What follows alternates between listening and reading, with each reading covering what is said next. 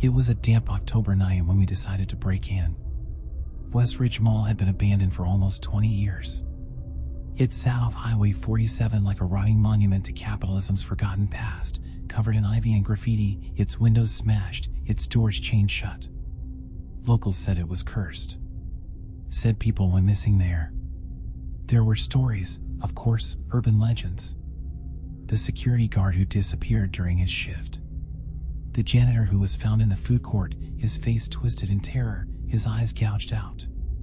The pregnant woman who vanished in the middle of the night and was never seen again. My friend Marcus thought that was bullshit. Ghost stories to keep dumb kids out, he scoffed. Marcus and I had been best friends since middle school. He was always the thrill seeker, the one who dared me to jump off bridges into rivers or sneak into construction sites. I usually said no. This time, I didn't. I wasn't always like this. I used to be careful. I used to be afraid of getting caught, or worse, getting hurt. But that year had taken something out of me. My mom passed away from cancer in March. My girlfriend broke up with me in June. By the time October rolled around, I was numb. Marcus noticed it too. "You gotta feel something again, man," he said one night. "Come with me. Let's make some memories." So when he said we should go into the mall, I said yes. Maybe I thought it would distract me. Maybe I was tired of being scared. Or maybe I just wanted to prove I wasn't a coward. We packed flashlights, gloves, crowbars, and a GoPro. Marcus was obsessed with urban exploration videos. Said we could get 1,000,000 views if we played it right. That was the last normal night of my life. We climbed the fence behind the loading dock. The air was colder on the other side, like stepping into a freezer. No wind, no insects. Just silence. We pried open the back door with the crowbar. The metal screamed in protest, echoing into the belly of the mall. Inside, it was pitch black. Our flashlights cut through the dark, beams catching shattered glass, mannequin limbs, dusty floor tiles. Everything was frozen in decay, stores half collapsed, posters peeling off the walls, escalators stuck mid-ride. It was like time had stopped. The food court still had trays on tables. One of them had a drink cup, straw still poking out. It shouldn't have been there. It was clean. Too clean. "I think we're not alone," I whispered. Marcus laughed. "Probably a squatter." I wasn't so sure. We walked deeper in, past defunct stores like Claire's and Foot Locker, our footsteps echoing against the tile. The air smelled stale, like mold and rot. Somewhere in the distance, we heard a faint mechanical hum. "There's no power, right?" I asked. "No," Marcus said. "The grid's been cut for years." But the escalator in the center of the atrium suddenly whirred to life, jerking upward in slow motion. Its rubber grip rolled like it had somewhere to be. We froze. Then it stopped. Dead. We didn't speak for a minute. Just stood there, staring at it like it might move again. Then Marcus forced a grin. "Must have been some residual charge," he said. "Old circuits." He didn't believe that. We should have left then. But we didn't. We went into the lower level. That's where things got worse. We followed a crumbling escalator down into the basement level. Marcus aimed his flashlight at the sign overhead, Playzone Arcade, Lower Plaza. The stairs groaned under our weight. I could smell mildew, metal, and something else, something foul. Like meat gone bad. My stomach twisted. "Jesus," Marcus whispered. "Smells like something died down here."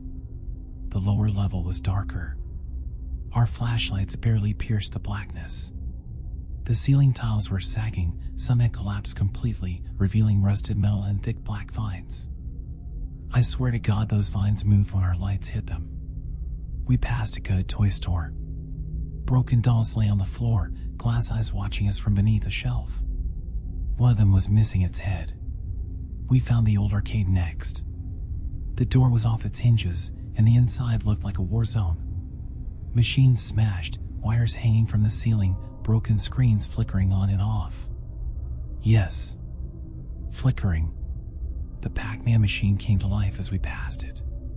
It made that cheerful startup sound, and then the screen glitched, fuzzy static, before displaying something wrong. Instead of ghosts, the maze was full of black humanoid shapes, just silhouettes, mouthless, with glowing white eyes.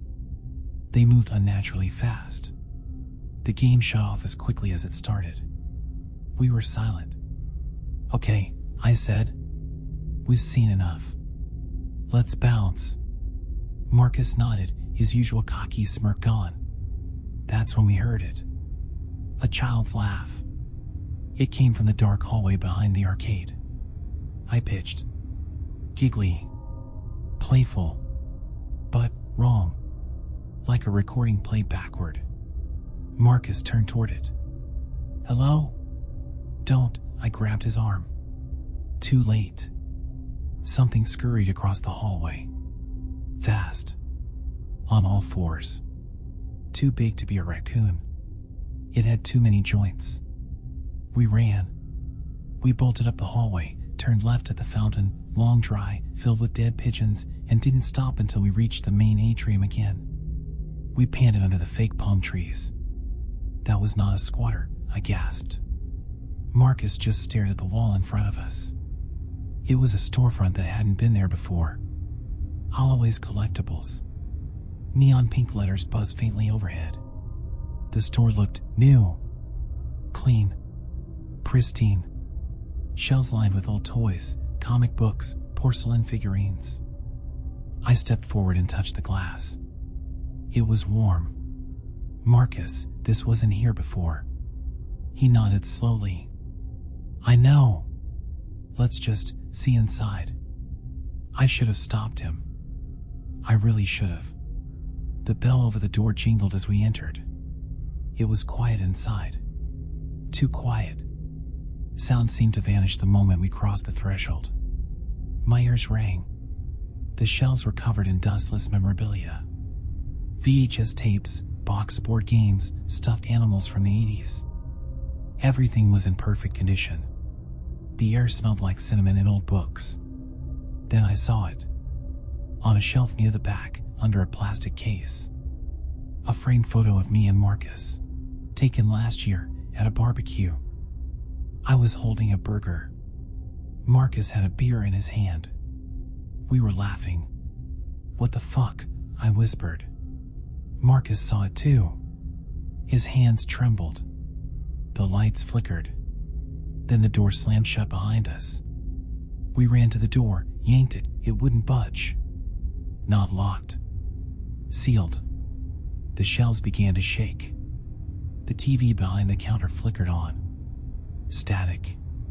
Then, "Welcome back, Marcus. You never finished your game." "What the hell is this?" Marcus said. Then a voice echoed through the store, loud, deep, metallic. "One must stay. One must play." The toys began to move. Not just vibrate, move. A stuffed bunny hopped off the shelf, its head spinning in circles. A Barbie doll's mouth opened wide and screamed, a real scream, not plastic. We ran. I didn't look back. The exit door wasn't there anymore. We were running through aisles that kept rearranging, shifting, like the whole store was alive. I lost Marcus somewhere in the madness. And then, silence. I turned. He was gone. I ran through the nearest emergency exit. The door led not outside, but down.